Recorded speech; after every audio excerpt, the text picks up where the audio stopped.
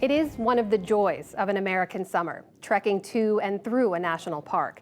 As COVID restrictions lift, millions are expected to explore the great outdoors. But now a provocative article examines the deeper history of how these parks came to be and their complicated legacy. Stephanie Sy has our conversation for our ongoing coverage of Race Matters. These national parks are beloved. In a phrase that's often repeated, writer and historian Wallace Stegner once called them America's best idea. But in a recent cover story for The Atlantic, author David Treuer argues now is the time to return national parks to native tribes who were forced off the lands. He's calling for the return of more than 60 of them, including Yellowstone, the Grand Canyon, and Joshua Tree. All told, it would include more than 80 million acres. David Treuer is a member of the Leech Lake Ojibwe tribe in Minnesota and the author of The Heartbeat of Wounded Knee, Native America from 1890 to the present, and he joins me now. David Treuer, thank you so much for joining the NewsHour.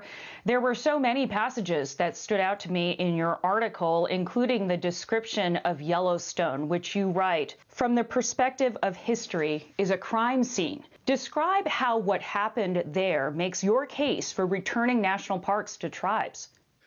Yellowstone was created during the height of the Plains Wars between various Western tribes in the United States government.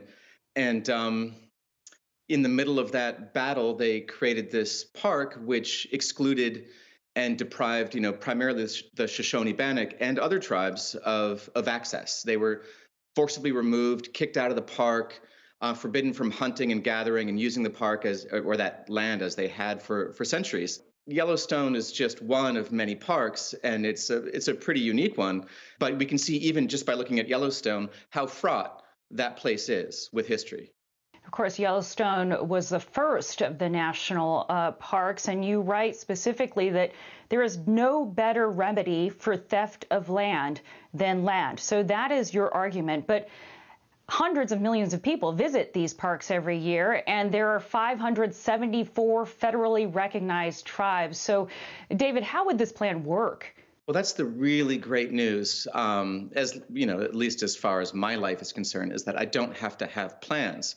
I just have to have ideas. As parks were being created, over 87 million acres of parkland were being set aside for Americans. Native Americans were being deprived of, and we lost control of, over 90 million acres. So I think it's high time that the United States did the right thing and returned land to native tribes.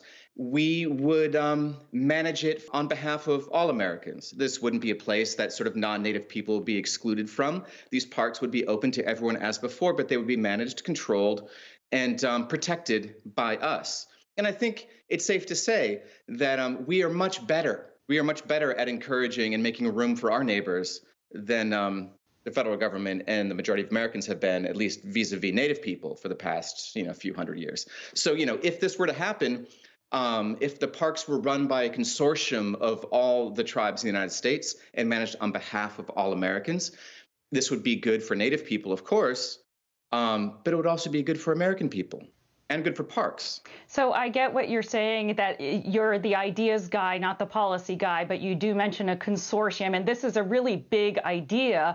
I wonder whether the tribes are equipped to maintain the 20,000 some trails, the recreational areas, and the wildlife.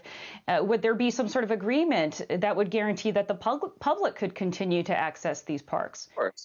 What I propose is that there'd be, sort of covenants put in place that protect the parks and protect access to them. As to whether native people are equipped, we have, through long and difficult experience, managing our own tribes by sort of fighting the United States government and trying to establish our own tribal governments, working with the United States to form our tribal governments, enduring the sort of paternalistic hand of the Bureau of Indian Affairs. We have, through long experience, developed the perfect skill set. There is no one better equipped to manage parks than tribes. We have the experience necessary. In the article, David Treuer, you lay out a lot of really indisputable atrocities that were leveled against indigenous peoples when this country was settled and founded. And yet many people would acknowledge those truths and say this is still too big a change at this point, generations later, and that it maybe goes both too far and in a way not far enough to really right the past. What do you say to those skeptics? Well, I don't think you can ever sort of, undo the past. But this country has a fundamental problem in its persistence in believing the myth of its own innocence, vis-a-vis slavery and vis-a-vis the theft of native land.